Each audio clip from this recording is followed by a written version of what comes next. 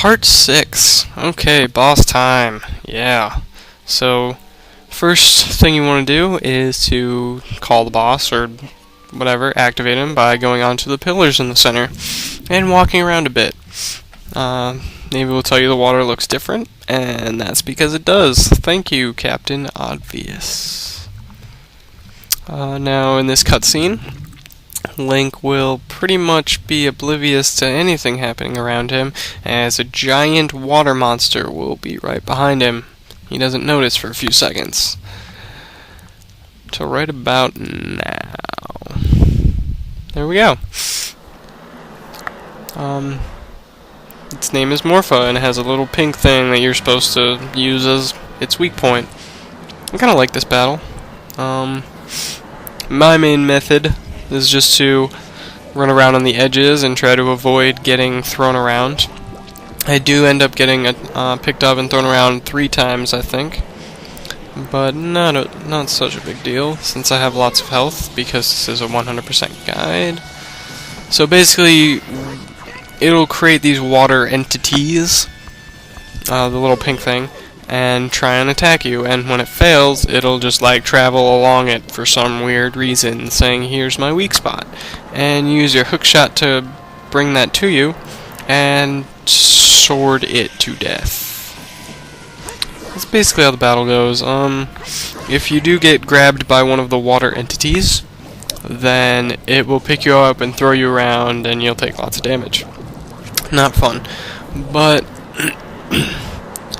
it shouldn't happen too many times in the time that it takes to kill the boss, because you only need to hit the little pink thing a few times. I don't know what else to call it, so that's what I'm calling it, a little pink thing. The bad part about this is that after a few times of hitting him, he will create a few more, so you have more to deal with, more of the water entities that will grab you, like this. I timed that very well, I know. And they'll throw you around and do a lot of damage, and it's just all around not fun the entire time it's happening. But as you get back up, just keep going. You might have to use a fairy. I didn't, and I got picked up and thrown 3 times, so it's not a big deal. It doesn't do so much damage that it's like destructive beyond belief. I don't know.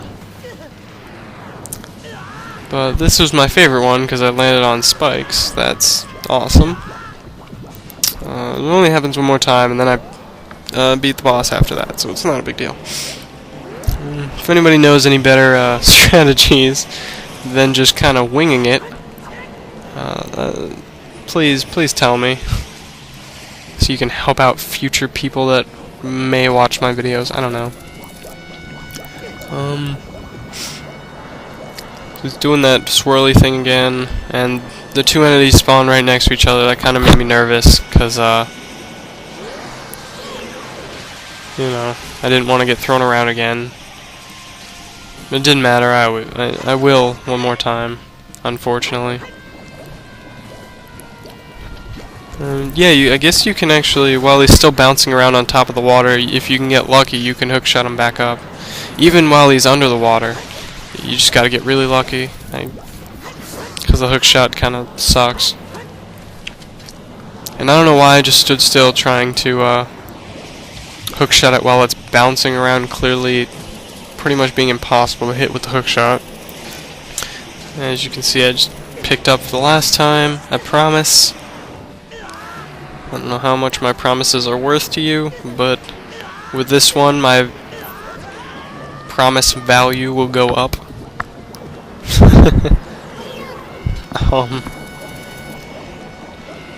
Make another water entity, and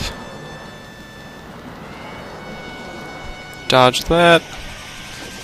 They're both right next to each other, and I think one more hit should do it. Fortunately.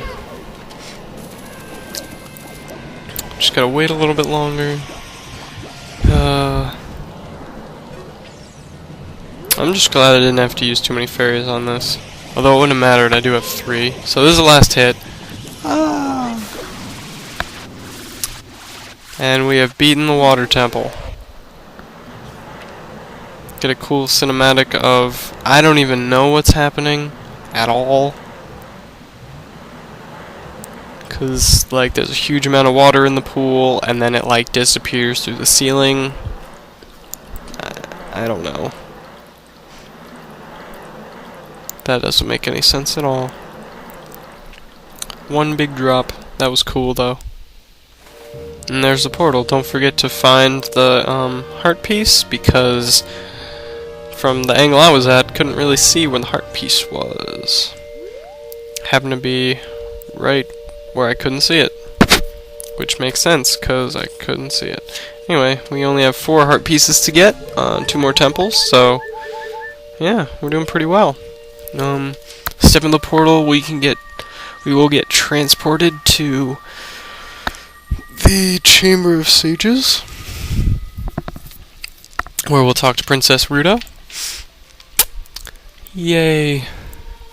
Where we will get the water medallion from her. I'm excited for this segment to be over because I hated the water temple so much.